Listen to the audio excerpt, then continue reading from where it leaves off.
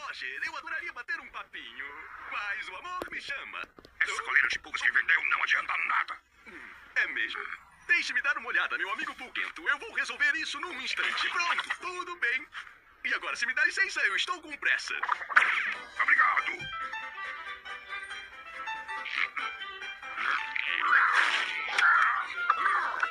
Quando eu te pegar, você vai virar comida de um passarinho. E só pra constar, eu não gosto de passarinhos também. Eu odeio aqueles bichinhos cheios de penas. Desçam.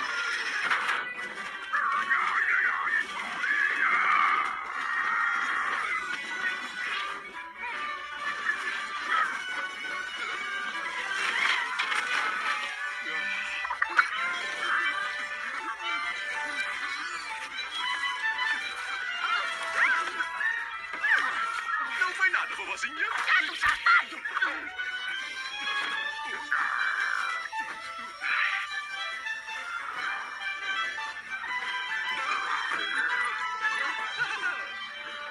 Cuidado, cimento fresco. Meu nome é Manda-Chuva. Mas me chamam de Manda-Chuva.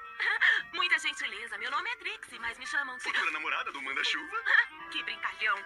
Pena que agora eu vou trabalhar. Eu não tô acostumada a sair com gatos de becos. Não é brincadeira. Você roubou mesmo meu coração. E quem diz isso é alguém com muitas admiradoras por esses lados. Oh, oh. E quem tá vendo ali é uma admiradora?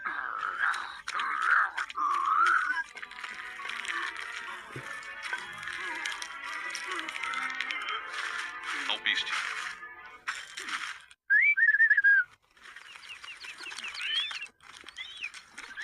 O que estava dizendo?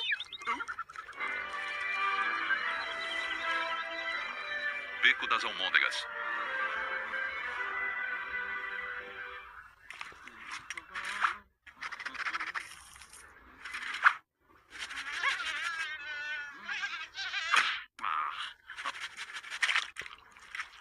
Oi, Batatinha.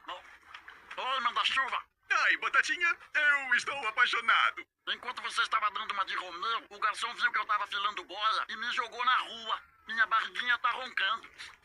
Belo Aroma está preparando seu famoso guisado de sola de sapato à Batatinha. Temperado com molho de minhoca.